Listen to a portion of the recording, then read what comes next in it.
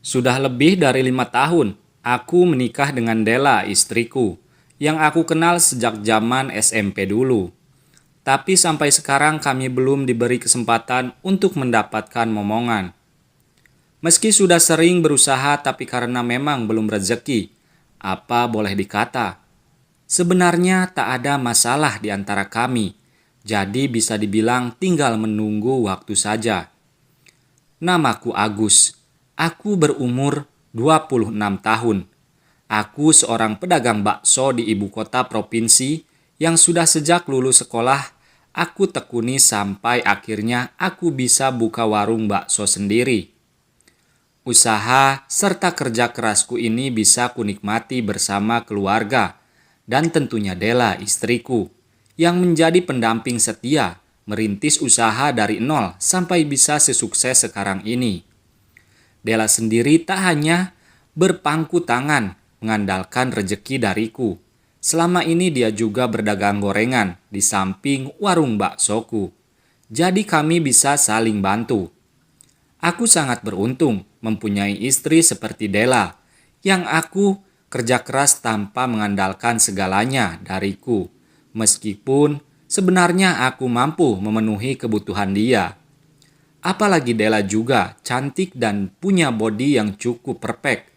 Jadi semakin membuatku semakin sayang dengannya. Dari dulu waktu pacaran sampai sekarang sayangku padanya tak pernah berkurang. Kali ini aku sedikit santai. Kebetulan Della minta pulang kampung karena dia kangen dengan orang tuanya yang sudah hampir setahun dia tak temui. Makanya kali ini kami sempatkan untuk pulang kampung, menengok bapak dan ibu mertua yang kebetulan sedang panen jagung. Jadi kami bisa bantu-bantu panen. Terutama bapak mertua yang sudah berusia 60 tahun lebih. Pasti tenaganya sudah mulai menurun, tapi beliau masih begitu giat untuk menggarap sawah dan ladang.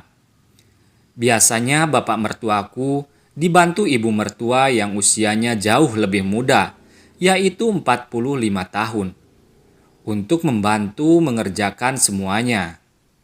Memang usia mereka beda 15 tahun. Kata Della istriku, dulunya ibu mertuaku dijodohkan dengan bapak karena masalah ekonomi. Keluarga bapak lebih mapan dibanding keluarga ibu mertua. Untungnya dulu waktu aku melamar Della, mertuaku langsung setuju tanpa harus memandang keadaan ekonomiku. Padahal waktu itu aku masih belum punya apa-apa. Tapi yang namanya jodoh pasti tetap akan bersatu juga. Dan sekarang aku bisa membuktikan kalau mertuaku tak salah memilih mantu sepertiku. Sedikit demi sedikit aku bisa membahagiakan Della. Pagi ini aku terbangun di kamar mertuaku. Karena di kampung kami tak punya rumah sendiri. Jadi terpaksa aku dan Della masih numpang di rumah mertua. Jika sedang pulang kampung, tidurku benar-benar nyenyak sampai tak tahu kalau istriku sudah bangun. Masih agak ngantuk aku keluar kamar untuk cuci muka. Baru buka pintu, aku dikejutkan dengan sosok seorang wanita yang hanya mengenakan handuk dililit. Nampak beliau juga terkejut denganku yang keluar dari kamar. Aku sendiri tak begitu fokus ke wajahnya karena lebih asik memandang panorama yang jarang kutemui. Gundukan yang begitu menjulang tinggi, tak bisa disembunyikan hanya dengan tutup biasa saja. Sudah bangun Gus, ucap Ibu Endang, yang tak lain adalah ibu mertuaku. Iya bu, capek perjalanan jauh, jadi nyenyak tidurnya. Jawabku sambil melirik sedikit. Iya nggak apa-apa, ibu ngerti kok, ibu tinggal dulu ya. Mau ganti terus ke sawah, bantu bapak. Memang bapak sudah berangkat bu, tanyaku. Sudah, baru saja.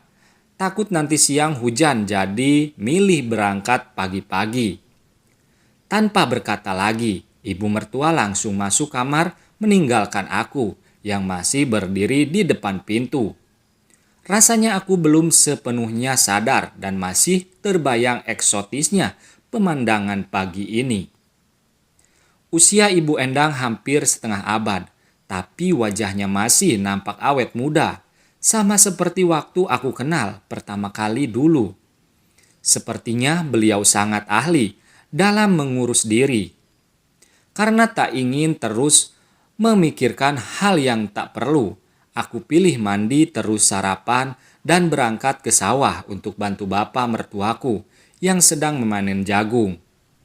Ibu mertuaku berangkat lebih dulu, jadi aku berangkat bersama Dela naik motor yang biasa dipakai kalau ke kebun.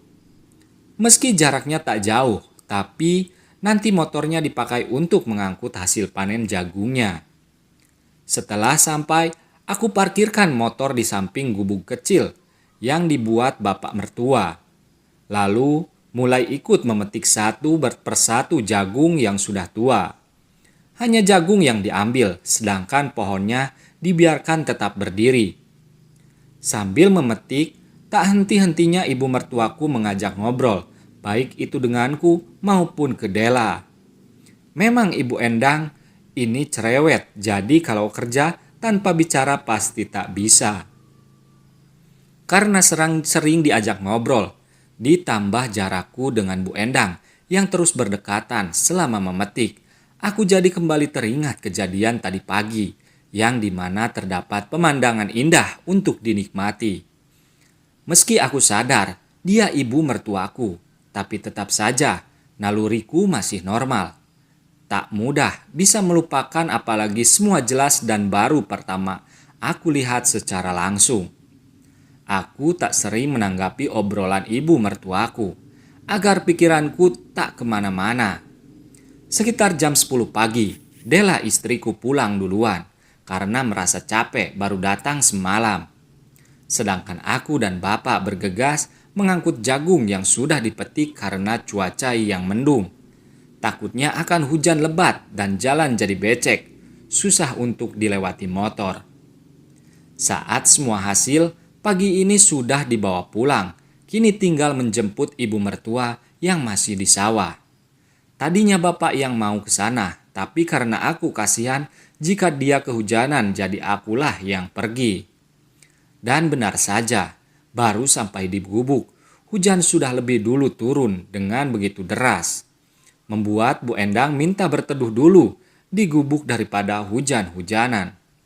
Aku pun langsung setuju, karena bila aku paksa, takut nanti ibu mertuaku jadi sakit akibat kehujanan. Di sini hanya ada kami berdua, para petani lain yang tadi memilih nekat pulang meski hujan begitu deras. Ukuran gubuk kecil ditambah dindingnya yang hanya terbuat dari anyaman bambu, yang mulai rusak membuat air hujan sedikit membasahi kami.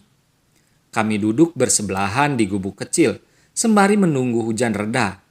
Tiba-tiba bisikan aneh memenuhi kepalaku, dan sulit membuatku berpikir jernih. Tanpa harus diberi komando, aku memulai apa yang sebenarnya sudah sejak tadi hinggap dalam pikiranku. Tanpa memberi pengertian pada ibu mertuaku, aku terus bekerja dengan sebegitu semangat. Awalnya Bu Endang keberatan dengan semua yang terjadi, tapi dia juga tak bisa menolak karena sudah terlanjur ikut jauh ke dalam suasana yang begitu romantis. Hujan yang masih turun begitu deras membuat semuanya semakin mudah tanpa harus memikirkan yang lain. Ibu mertua juga pandai menempatkan posisi, jadi semua berjalan dengan lancar. Tapi pada akhirnya kami sama-sama menyesali, terutama ibu mertua yang malah terbawa suasana. Ibu mertuaku pun hanya diam tanpa berkomentar sampai kami di rumah. Beliau mau bicara denganku waktu aku dan Dela istriku mau kembali ke kota.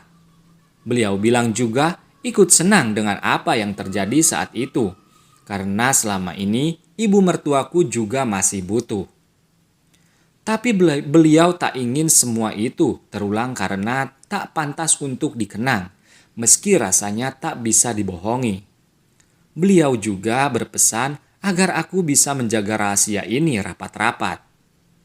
Sebulan setelah aku pulang kampung, Dela istriku memberi kabar gembira kalau dia sedang ngidam.